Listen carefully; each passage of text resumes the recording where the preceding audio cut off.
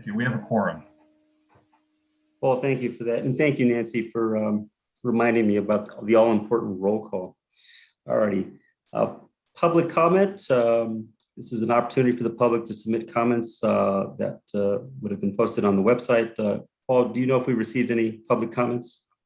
I did not receive any public comments, and we'll check with Deanna to see if she did more recently. No. Yeah, she's saying no. She's saying no as well. Thank you for that, Deanna. Okay, chairman's remarks. They'll be very brief. I think all of you know that this will be my last meeting serving as chair of this committee, as we hold the election of officers a little later today, actually soon today. The new officers will be seated at the July meeting. Just want to thank the staff, the wonderful staff, for your work. It's been great working with you. I also want to thank my colleagues. I think many of my colleagues know that I have the privilege of now serving as the Metro Board representative of the San Gabriel Valley. And it certainly is a huge undertaking, takes up an enormous amount of my time, and it's a great opportunity for me, but also for new leadership in the region. And so I'm excited for that. So of course I'll be stepping down as chair, and I know we'll have a great chair coming after me, as well as a vice chair. And just want to thank everyone for your support. This has been a challenging year on so many different fronts, obviously meeting virtually, and just some of the challenges with particularly one project that we've all had to endure for some time. And just thank everyone for the professionalism and their work on this committee. So I'll keep it to that, and just thank you, everyone. Okay, at this time, we'll go ahead and ask I see your hand is up, Diana. We're going to actually have a member comment, so I think this is probably a good time to do that. All right, I don't see everyone, but I'm going to start with Member Mahmood and then Member Moss.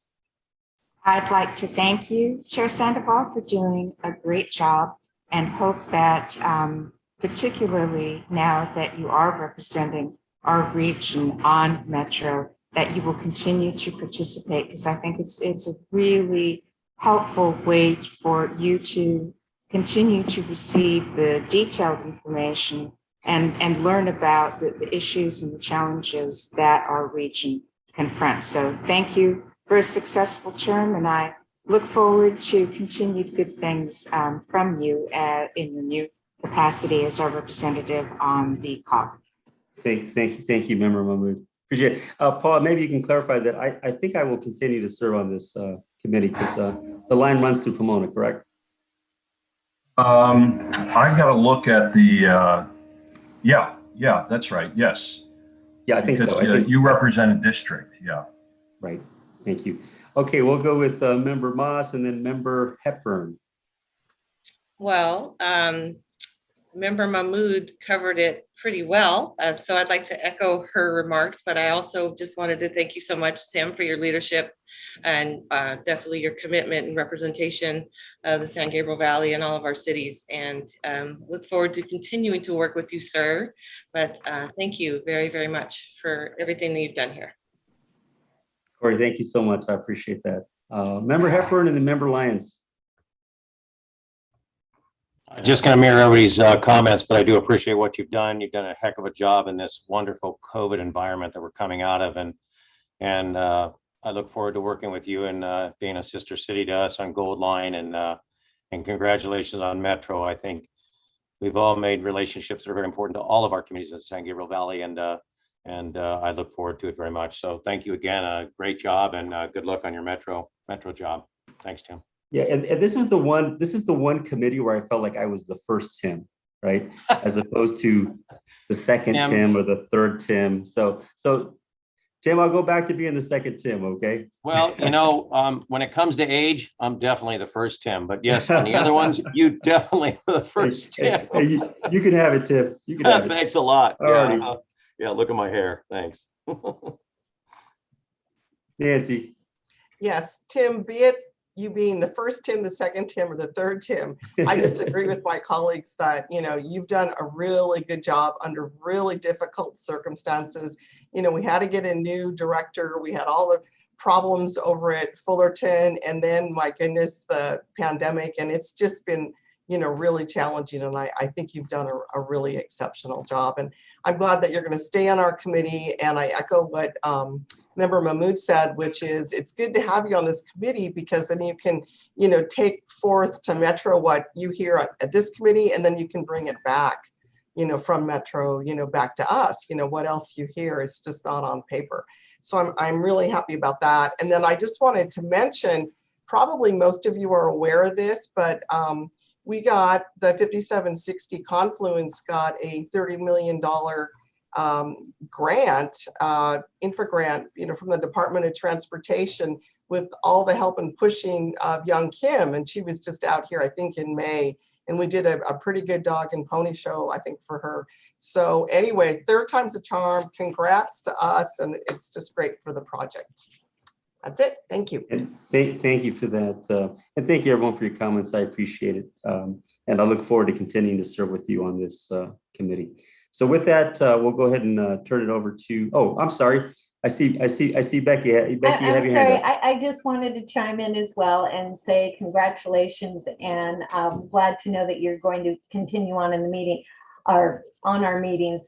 I was having trouble getting in. I was listening to you, but I was in the, I don't know where I was, but I wasn't, I couldn't interact with anyone. So I have been here, finally got on. So, but again, Tim, great to serve with you. And I'm so happy you're continuing on. So yay, team. Yeah, and you all know this, we serve like on multiple committees and boards together. Right?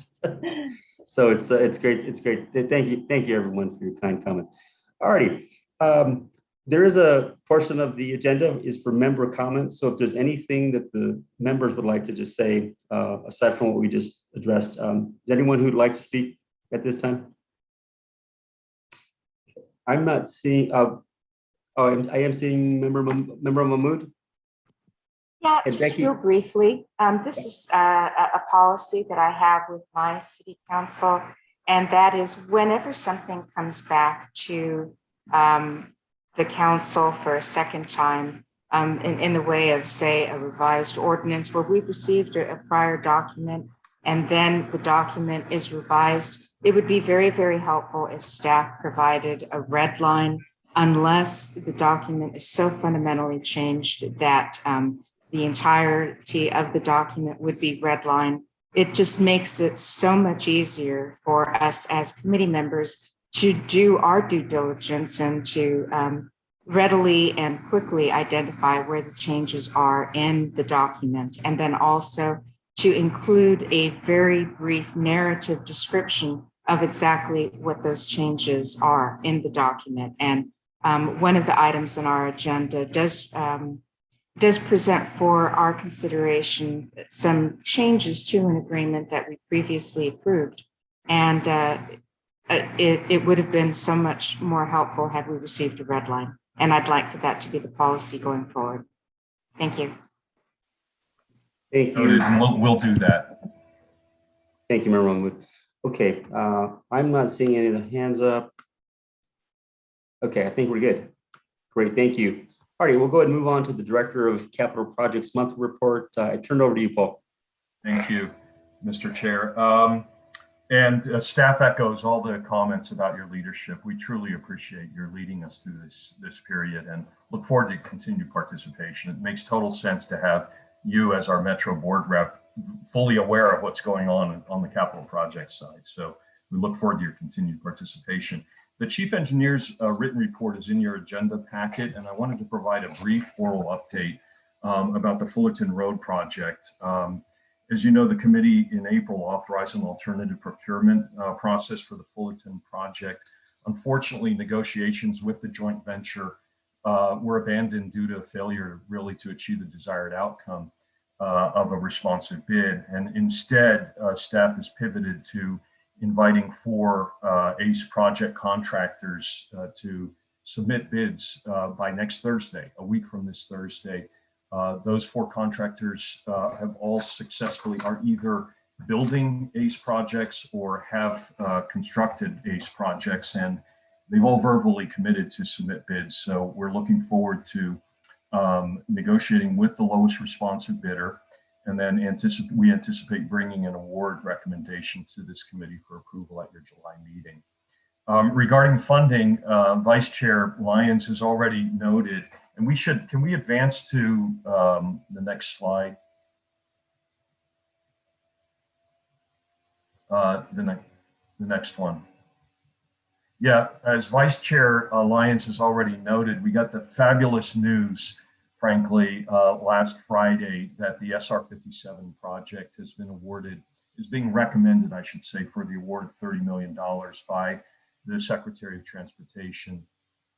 This is after multiple attempts to secure federal grant funding to this program and other programs for the project. I think really helps recognize and sort of give impact to the national significance of this project. As we all know, the 11th worst truck bottleneck in the nation second highest truck accident rate in Southern California. This is undoubtedly the definition of a regionally and nationally significant project and very well deserving of the grant award. So we were very, very happy to receive that news from Congresswoman Young Kim's office. Her office noted, of course, that this was really a bipartisan approach. It was Young Kim, Grace Napolitano, and other members of the area congressional delegation and our 2 U.S. senators who supported the project and the award of that grant funding. So we're very pleased with that. We do note in that last bullet point there that we need to pay close attention to the construction milestones because the infra agreement, when it's developed, will require a forfeiture of 10% of the grant award amount if the milestones are not met. So we're gonna really pay very close attention to that and be aware of the construction deadlines. If we could go to the next slide. So there are a number of projects that are still underway in terms of the federal and primarily the federal budget. Unfortunately, I reported to you last month that there were $40 million in ACE earmarks that had been submitted by our members of Congress for various ACE projects in Montebello, Pomona, and at Turnbull Canyon Road. And those earmark requests were not included in the highway bill that was approved earlier this month in the House of Representatives. But there was approved the SR 57 Confluence Choke Point, $18 million. That's in the highway bill. And then the Turnbull Canyon Road grade separation was put in for $5 million by Congresswoman Young Kim in the annual appropriations bill, so a different bill. And the same goes for $4 million for the Gold Line Ped Bridge that was submitted by the city of Laverne. In addition, we have outstanding requests for the ACE projects and the various projects identified here before our U.S. senators to be included in the appropriations bill. With that, if we could go to the next slide. The state budget, we are working with California Transportation Agency staff, with Secretary David Kim and his staff on the Transit and Intercity Rail Capital Program, which is intended to provide discretionary grants for grade separation and rail crossing improvements statewide. That was proposed, I have it there marked as TBD. It was proposed by the administration and supported by the legislature for a $500 million one-time infusion of general fund monies to that program. That would, the idea is to ramp up a program quickly this year, get those funds out, and particularly for projects that are ready to go, which as we described to Secretary Kim, that's the definition of our Montebello project, which we're preparing to go to construction next year, Turnbull Canyon, the same issue, and then the at-grade improvements out in Pomona. Very similar story where we have the projects are just about fully designed, but and right-of-way is well underway or fully acquired, but we just don't have the funds for construction. So we're going to keep a close eye on that Transit and Intercity Rail Capital Program. The others I mentioned here, ATP, there was a proposal for an additional $500 to $1 billion for ATP, which would allow projects that were not awarded in the most recent ATP grant for bicycle and ped projects that would allow more of those projects to be funded off of that list. And we're looking to that program to possibly provide additional funding for the Laverne ped bridge. And then the last program at the state level is the Maintenance of Effort program. That's of importance to your cities. We've been briefing your public works directors through the COG on that program. And that is essentially a proposal to waive the local funds that are required as a match for the state SB1 road maintenance funds that are provided to your cities. The legislature, when they passed SB1, didn't want cities to supplant local funds with the state funds. And so they required what's called maintenance of effort, that you expend a similar amount as averaged over 3 fiscal years. You continue to spend that. That became difficult with COVID when cities saw their revenues drop. And so there is a proposal to allow a full or partial waiver of that program, of that local match requirement. With that, if we could go to the next slide. And so that concludes my part of the Chief Engineer's report. With that, I'd be happy to answer questions, or if not, we'll go on to the progress reports.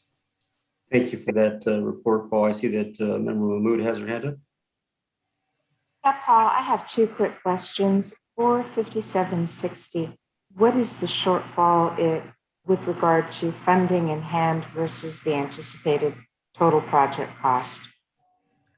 With the 30 million and the 18 million, we should be fully funded. The $18 million is requested out of the surface transportation bill. That, the budget cost estimate is 420 million. And so, but that's going to be a moving target, as we've seen with some of the construction bids that come in. They've been above the engineer's estimate. So staff working with LA Metro is constantly revising the project budget. But with the 30 plus the 18 in federal funds, we should be fully funded. Well, that's great news. Yeah. And with regard to the 3 items that you identified, you believe were included in this next fiscal year's state budget. I believe that it was just over the weekend that the legislature and the governor's office came to agreement. How soon do you think that you'll be able to verify, in fact, the funds that were allocated for those 3 programs in the budget? So my understanding is that the transportation funds in particular are going to be subject to additional trailer bills or minibus bills. I expect we would know within a couple of weeks the amount that would be pledged for each of those specific programs. And the one that's particularly important to us for the 8th grade separations is that transit and intercity rail capital program, which was proposed at 500. That was supported at 500 million as well by the legislature. So we hope that that's the amount that will come out, and then we'll apply to the program. Hopefully then by no later than our next meeting, we'll have definitive knowledge one way or another. And obviously for the cities, the waiver of the maintenance of effort for the SB ones is critically important. That would be just music to all of our respective public works directors' ears. Thank you. Thank you. If there are no further questions, we'll move on to the construction progress reports. Project Manager Renee Coronel will provide a progress update on Durfee, and then followed by Charles Sang on the Fairway Drive project. Renee. Hello. For the Durfee project, construction continues. As you can see here, there's 4 tracks. The one at the very left is a temporary track, which is skeleton crew, which the UP is building. And over the next photos, you'll see how they transition to the permanent track over the new bridge. So in this photo, you see the very left is the skeleton. In the middle is the track that the shoe fly is currently running on. And then the next track is also a skeleton track, which UP is building. And the further right is an active track. Next photo. So in this photo, UP crews shifted the tracks onto the new bridge. This is what the first of 2 cutovers. The first cutover happened 2 weeks ago. As you can see, there's 4 tracks. And the next photo, you'll see how we transition to the permanent tracks. And then the next photo. And this is one of the biggest milestones for the project is actually getting the tracks onto the new bridge. On this photo, you see the 2 tracks are running on the new bridge we built. Now the contractor is removing the existing track. Over the next couple months, what we will do is build the next phase of the bridge, but the next phase of the bridge doesn't rely on Union Pacific to come over because the tracks are running on the bridge. So over the next year, the schedule is pretty predictable. And I believe that's it for the Durfee project. I can answer any questions. Any committee members have questions? Don't see any hands up. Oh, okay. Move on to the next report. I have a real quick question. When we see the old tracks that are being taken apart as we see to the left in this photograph, what happens to the materials in those tracks? Are they recycled? They try to recycle them if they're in good condition, but if they're in pretty bad condition, which some of them are, they're timber, they're disposed of. Are they at least used for landscaping purposes, for decorative purposes?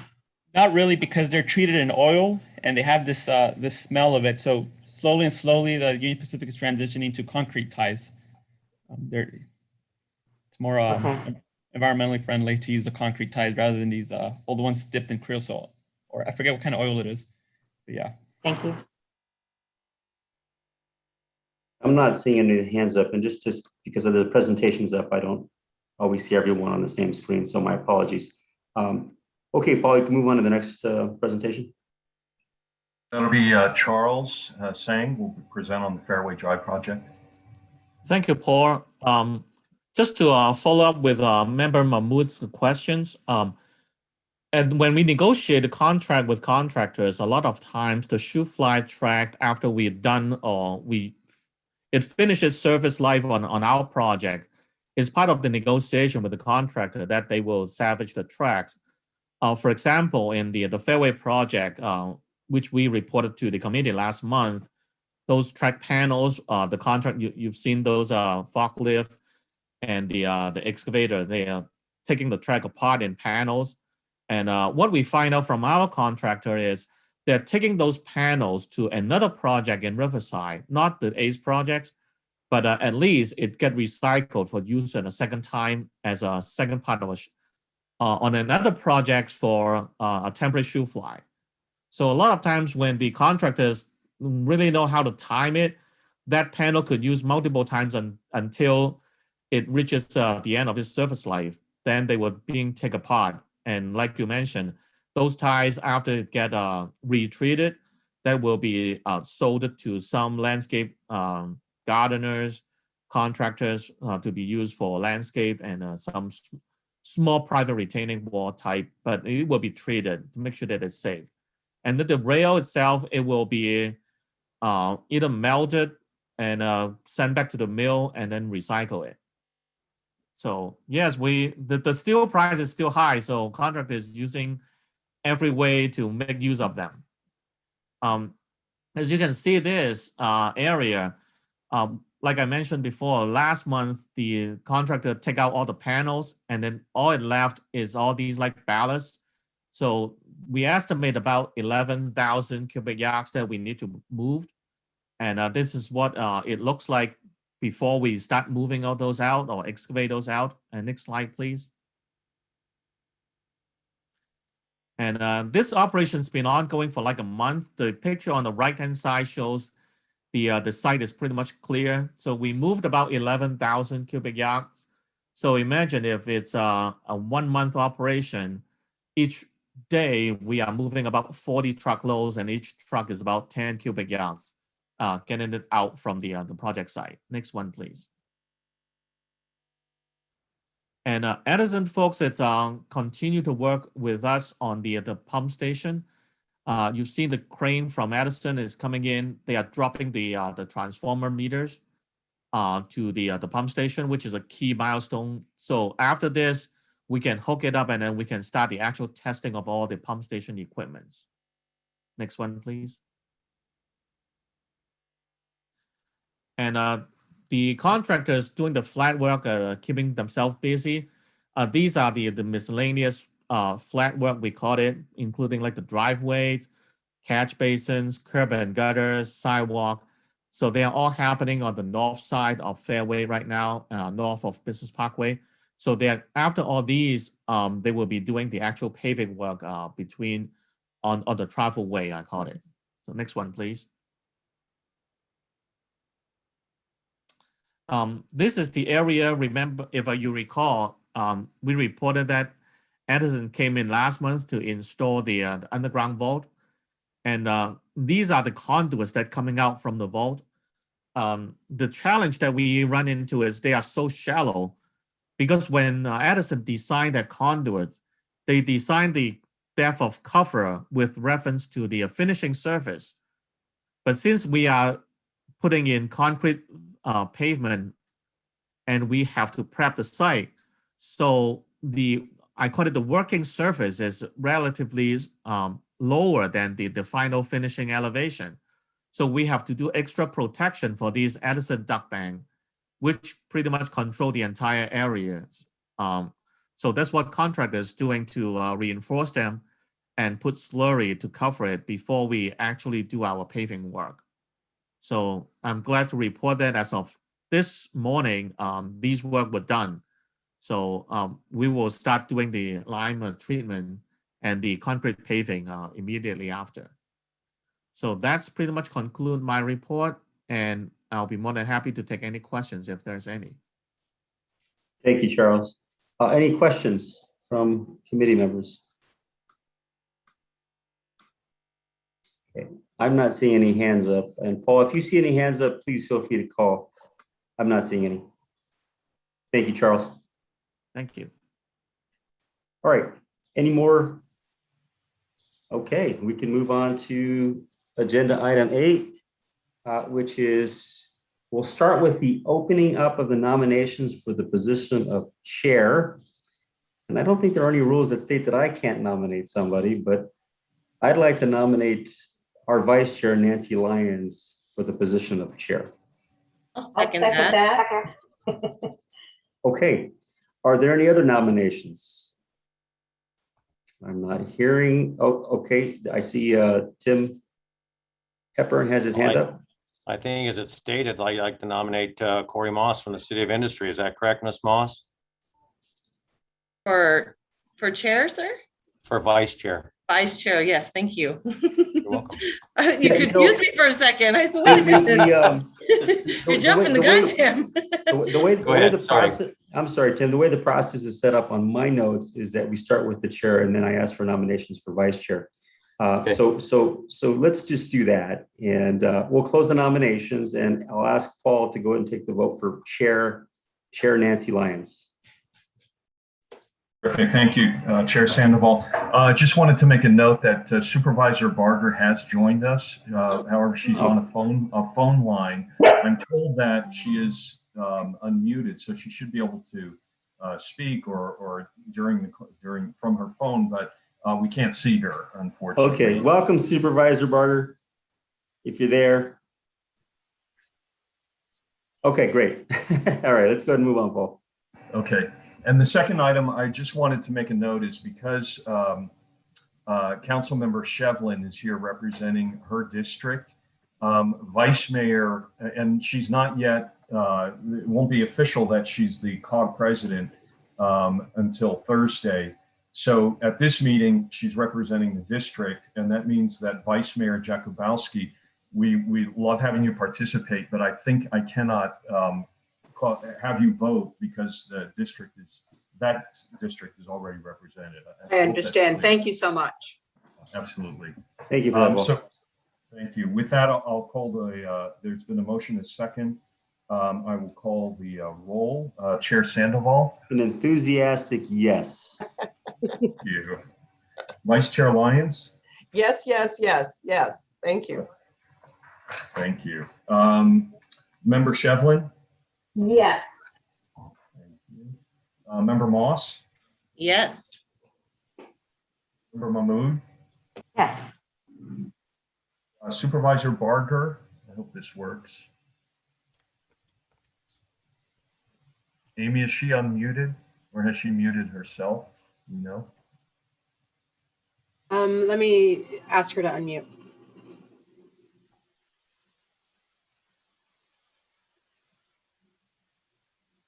Perhaps I'll come back to Supervisor Yes. Barker. Oh, thank you. I'm an enthusiastic and desperate, yes. Thank you. Uh-huh. Member Clark. Welcome, Catherine. Clark is not here. Member Morales. Yeah. Thank you. Member Peralta. Yes. Member Hepburn. Yes.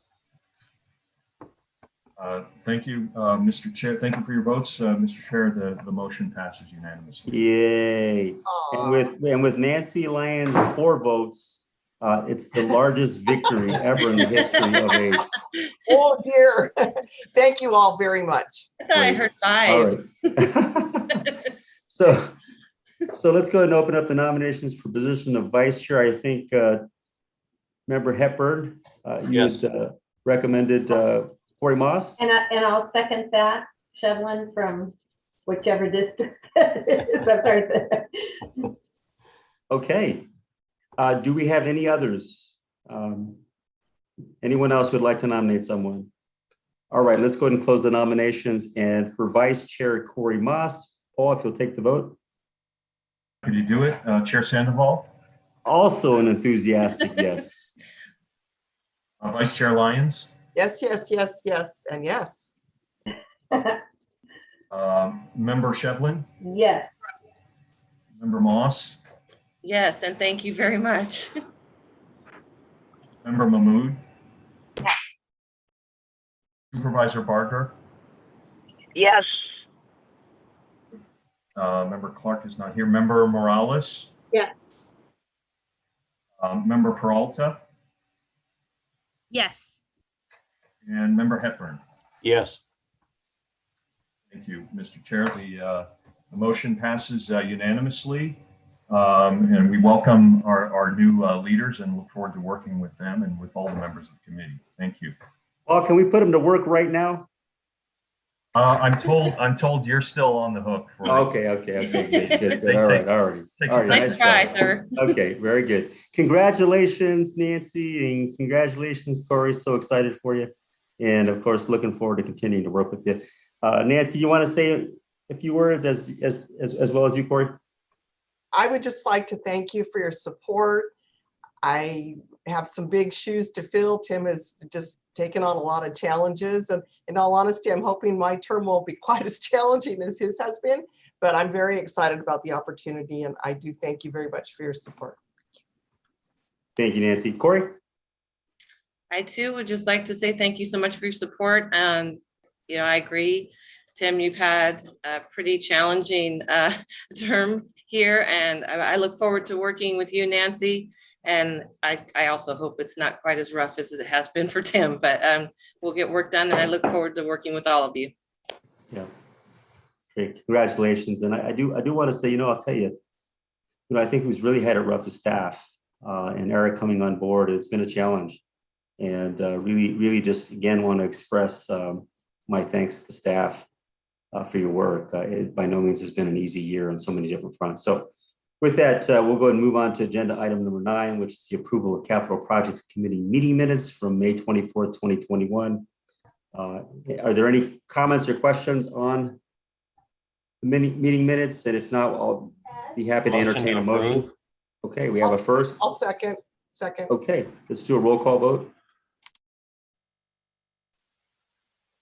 Chair Sandoval? Yes. Vice Chair Lyons? Yes. Member Shevlin? Yes. Member Moss? Yes. Member Mahmood? Yes. Supervisor Barker? 2 of them. Yes. Member Morales? Yes. Member Peralta? Yes. Member Hepburn? Yes. The item passes. Great, thank you. Okay, we go ahead and move on to the next item, which is the, just want to make sure I have this correct here. Give me 1 second. It's the approval of 2 agreements with LA County Parks and Recreation for the planned improvements to the Diamond Bar golf course. Paul, I turn it over to you. Thank you. So can we move on to the next slide, please? So this slide, it's a little hard to see, but essentially that shows you an aerial view of the golf course that's affected by the right-of-way, the property acquisition. It's primarily that corner of the golf course that's on the west side of Grand Avenue and immediately south of the freeway. We're taking 9.4, almost 10 acres of the golf course in order to provide for additional ramps on there. And we're also taking additional slivers of golf course property that are immediately adjacent to basically the length of that, the 60, as you see there, that south side of the 60 for the project. Staff is recommending the committee's approval. We can move on to the next slide. Of two agreements with LA County Departments of Parks and Rec. One is a betterment agreement, which requires the department to reimburse the COG for additional work estimated in the amount of 1.6 million. This work is primarily related to additional landscaping, irrigation, replacement. They have a somewhat antiquated landscape irrigation system there, and the thought was while our contractor is in there replacing parts of the irrigation system, that the golf course would pay for some additional work to get essentially the entire system replaced. And then the second agreement is a general agreement relating to the responsibilities of the Department of Parks and Rec and the COG to cooperate and coordinate on the golf course modification work and setting forth the scope of that work. Both of these agreements, I know, were previously approved by this committee last summer. And after that, they were approved by the Board of Supervisors, I think in the fall.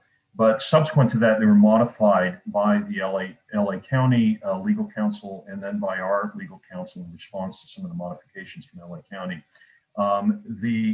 There are essentially three revisions, two of which are I would contend are relatively insignificant, and then one of which is of significance to us, and that is that our legal counsel added a section to the general agreement that ensures that the COG could decide not to go forward with the golf project if it's not reasonably assured that the county will transfer the 9.4 acres needed for the freeway project in a timely manner. Our legal counsel has reviewed and concurs in both agreements. We note that, and later on your agenda, we're about to award a contract for the construction of these golf course renovation improvements, and that the contractor will mobilize, and the work is intended to commence by September 1 and has to be completed in a timely manner before the freeway mainline improvement work can start. That concludes my report. I'd be happy to answer questions if any. Thank you, Paul. Again, if you see any hands up, please let me know.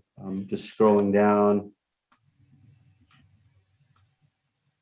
Are there any comments or questions from committee members? Member Lyons and Member Mahmood have hands up. Okay, let's go with Member Lyon and then Member Mahmood. Thank you, Chair. I'm just wondering about something. I read the memo that we received, the confidential memo, and I know that we're probably not going to discuss all of that, but I'm concerned because in that memo, we say, you know, that we are going to actually do more than what is required to fix the golf course up. You know, we're going to take, I would say, the high road and make it even better than we have to. And yet it doesn't seem like the spirit of the other party is the same. And I just kind of made that observation, and I'm wondering if we should point that out to them. Paul, do you want me to go ahead and weigh in on that? Sure. So thank you, Vice Chair Lyons. So because this is considered what is considered a 4F property, part of the finding whenever a transportation project impacts a 4F property has to be that the project, in this case, the freeway project, will have a net benefit to the 4F property. So in this particular case, as you indicated, even though 9.4 acres of the property is being taken for the freeway project, the resulting golf course will actually be better than the one that's there. So this satisfies the 4F finding, which is in the United States Code, that the project will have a net benefit to the park property. So it contemplates that there will be an enhancement, if you will, to the golf course. Part of that is because they're reconfiguring the course to make it a little bit longer than it is right now, and the golf project calls for a maintenance building that's double the size of the current one, and that essentially brings it up to the standards of a current golf course. So, yeah, I mean, we're basically taking what is a decades-old golf course and renovating it and bringing it up to today's standards for the golf course. And then, in addition to that, under state law, we are required to follow the Park Preservation Act. And essentially what that requires is that the county has to be compensated for the property that's taken, the 9.4 acres, and also the improvements that are taken. And in this particular case, we're taking the maintenance building, the yard, and some fairways, landscaping, and green feet or greens. So that's what we're discussing with the county now, is how to comply with the Park Preservation Act. So we have pointed the benefit to the county from this, and they have actually concurred that they are getting a net benefit in writing. They've concurred that it's a net benefit to them, but that's what's required when we're touching a 4F property. So we're in conversations with the county on the park replacement portion of it, and we're hoping to reach agreement, but we're a little bit apart right now. Yeah, I think you understand my observation, so I'll leave it at that. Thank you. Member Mahmood. I have several questions. The first is, what specifically were the changes that were sought by Parks and Rec? Because I would assume it is a rather laborious effort to have to resubmit a document to the Board of Supervisors after it's already been submitted to them. What were the changes sought by Parks? Take the second question first, Dave, about whether this has to be resubmitted to the Board of Supervisors. Yes, so the agreement was taken to the board a couple of years ago. Well, I think about over a year ago. And I just reviewed that staff report today, and it appears that the board, well, it doesn't appear, one of the requested approvals from the board was to authorize Parks to negotiate and execute the golf course agreement. So it does not appear that it has to go back to the board. Okay, that's helpful. And so what changes were sought by Parks and Rec? Paul, do you have those up? I don't have those up. Yeah, so I had deletion in section 1, subsection 4, deletion to references to easements to be provided to LA County Flood Control and Edison because they're not parties to the agreement. And then section 2, subsection number 6, sentence was added by the county to provide that Parks will provide an access agreement for maintenance of flood control facilities.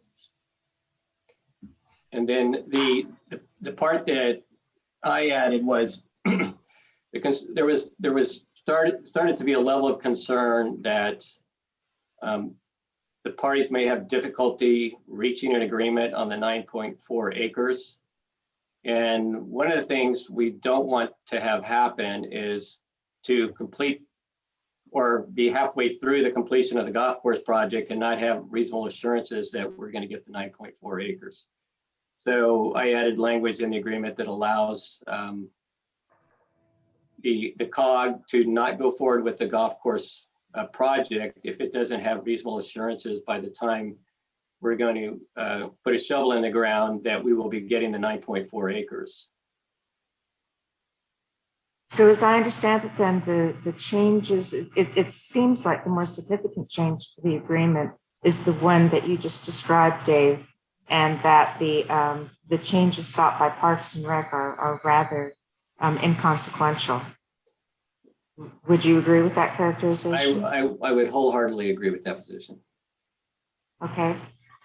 Dave, you and I had a prior fairly extensive discussion with regard to parameters for negotiations between the county and the COG with regard to the various facilities that are on the golf course. And I'm wondering, now as we're coming out of COVID, are we facing any, since we're a long way from the commencement of construction, do we have any existing liability to date for any actions taken by the COG, or is all of the liability with regard to disruption of the vendors' operations on the golf course perspective? If I understand the question right, so all the liability will be on a going forward basis. So there is none going backwards. And it won't be until we actually come to an agreement with the county for closing the golf course down that we'll start to incur liability for lost revenues. And we have given the county our appraiser's report for they did a loss of income study as was required by the environmental documents and also as required by this agreement. And we did get some responses back from the county. That report has since been updated. And we just transmitted a response, I believe on, was it Friday, Paul? Friday or Thursday? Yes, Yeah, it was Friday. So we're waiting to hear back from the county on the loss of income study. Okay, thank you. That concludes my questions. Thank you. I see a member Hepburn has his hand up. You're muted, Tim. Got it. I'll be honest, I was rather taken aback because as we all went through this thinking that this is totally beneficial for Diamond Bar, but also beneficial for Los Angeles County, I was rather taken aback by it. And I just, and there's some other issues that LA County having to deal with, some parks that on the sanitation district that have been dealing with it. And I just hope that looking at the beneficial aspects of this for Diamond Bar and for Los Angeles County and for the 5760 confluence, that we come together, because I thought this was under discussion and it was a great idea. Everybody was pretty much in favor of it. And then all of a sudden we read this and I'm going, this doesn't sound good. This is the Parks Department is having some issues and looking at, whatever the issues are financially. And it's rather upsetting to me. I think we're trying to move forward with a realignment and a betterment, or not a betterment, but a bettering of a facility to make it even better for all concerned. It's just, Mr. Barry, I'm just very frustrated. Just understanding, but at some point, we gotta get down to the table and say, this is good for all, and let's come to some reasonable solution here. And we would hope that our Supervisor Barger would look at this and assist with pushing this through, understanding it's money, but this is a great project. It's good for all of us, and especially for those that travel. And I'm going to be one of those, and all the hundreds of thousands of people that travel that area. This is such a good thing for all of us. It makes it a much safer place, but also makes a golf course even better than it was before. So I'm just my frustration as we went through this, and then all of a sudden now we're, staff and legal have to deal with this, and it's almost like they just threw something in the sky and said, no, we got to do this. So anyway, just frustrated. I hope we can all work together and make this move forward. Like I say, it's good for all of us.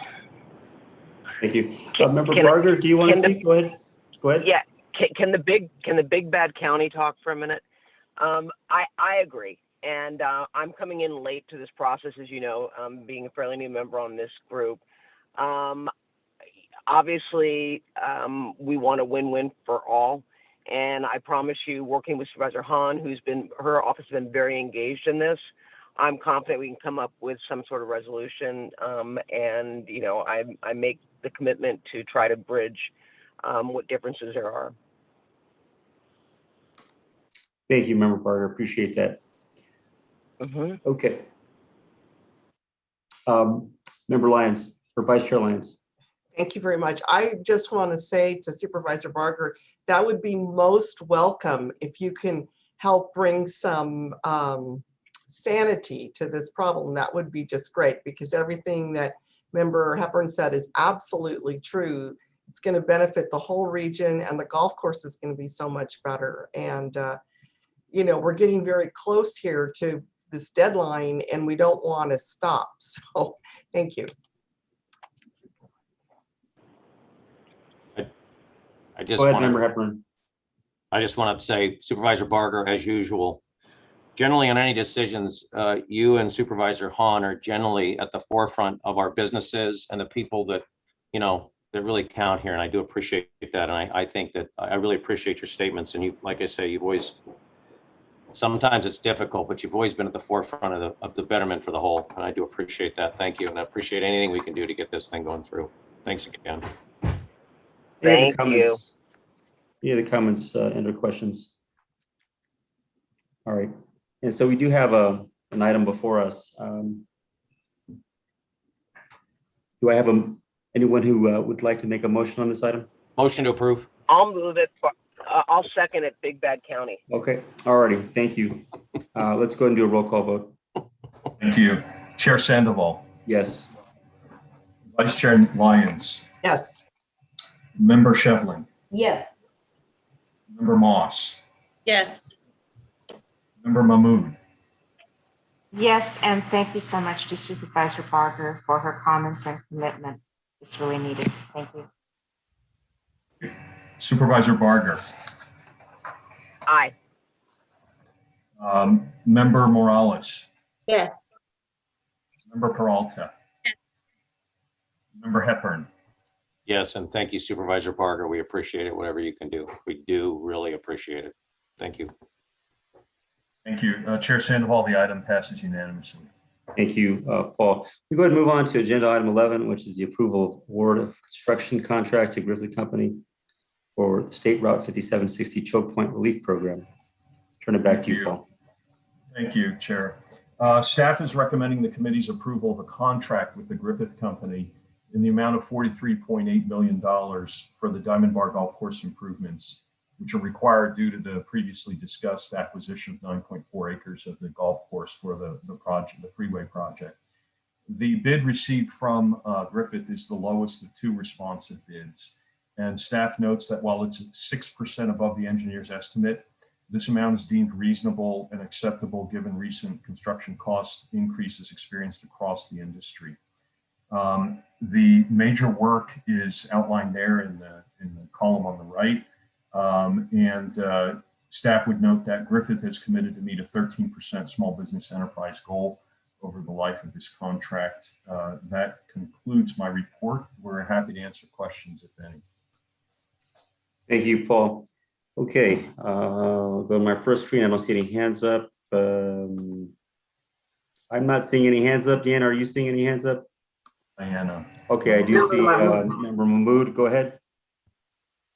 Paul, I'm not sure that it's fair to ask you this question. And so please, if it's not, I'll wait until next month. But I am concerned that we only had 2 responsive bids for this project. And I'm wondering, because we certainly have other projects that are coming up, hopefully, for submittal of bids. Are we getting concerned that some of the construction companies are reaching their bonding ceiling such that we're not going to receive that many bids in the future? I'm not sure about the question about whether just 2 bids is of concern to us. I think we would have preferred more. I don't know exactly how many primes we had that came out to the pre-proposal meetings. It was a tour of the golf course. There were a number of primes that were there. This is somewhat specialized work, working on a golf course. So that may have, in effect, helped sort of narrow the pool of potential construction contractors. We're hopeful and confident that once we go to the main work, that work is of such a scope and magnitude that we would have a healthy number of contractors bidding on it. but it's hard to say at this point. You're right. They may be reaching capacity. There's a lot of this type of large public works contracting going on out there. So we'll just have to see once we get to that point next year. And we'll have to continue to advance this project and the golf course work in particular, because we have to finish this in advance of the mainline improvements. So I hope that helps to respond to your question. I know it doesn't exactly, but I wasn't involved in all of the procurement leading up to this point. Thank you. Okay, I am not seeing any other hands up. Okay, can I have a motion on this item? So moved, Moss. Can I get a second? Second, Lyons. Okay, let's go and do a roll call vote. Thank you. Chair Sandoval, Yes. Vice Chair Lyons, Yes. Member Shevlin, Yes. Member Moss, Yes. Member Mahmood, Yes.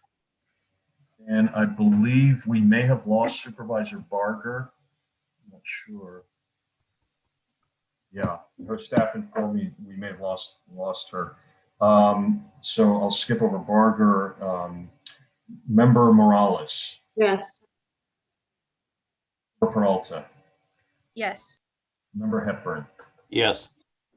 Thank you, Chair Sandoval. The item passes unanimously. Thank you, Paul. Okay, we'll go ahead and move on to the next item, which is the approval of construction management services contract and issue task order 1 to WSP USA for pre-construction management services for the State Route 5760 Choke Point Relief Program, Phase 2 interchange project. Back to you, Paul.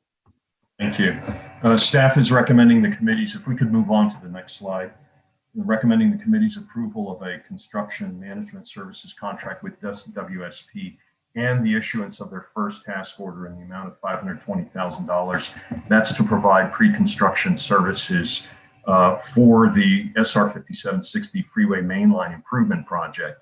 WSP submitted one of 4 responsive proposals and was ranked highest following a technical team evaluation process. The contract award protest period has expired with no protests received. What WSP will work on is that as the design engineering is nearly complete, construction management services are needed to review those design plans and all the other major tasks that are identified in the column on the right. Staff notes that WSP is committed to meet or exceed the 14% SBE goal through the life of the contract. And I'm available to answer questions if you have any. Thank you, Paul. Okay, I am looking to see if any hands are up. I don't see any hands. I could be Motion wrong. to approve. Okay, all righty. Can I get a second? Second, Moss. Okay, we have a first and a second. Let's go and do a roll call vote. Thank you. Chair Sandoval, Yes. Vice Chair Lyons, Yes. Member Shevlin, Yes. Member Moss, Yes. Member Mahmood, Yes. Supervisor Barker, I don't see. We'll move on. Member Morales, Yes. Member Peralta, Yes. Member Hepburn. Yes. Thank you, Chair Sandoval. The item passes unanimously. Great. Thank you, Paul. And no closed session this month or great. All right. Just wanted to confirm. So again, I want to congratulate Nancy as our new chair, and I want to congratulate Vice Chair Corey Moss. And we will adjourn this meeting to our next meeting scheduled for July 26th. An early happy 4th of July to everyone. It'll be much different than the last 4th of July. Be safe, everyone, and have a wonderful rest of your afternoon. Thank you. Thank you. Thank Bye-bye. you, everyone. Bye. Be safe. Great day. Happy Thank you all. 4th.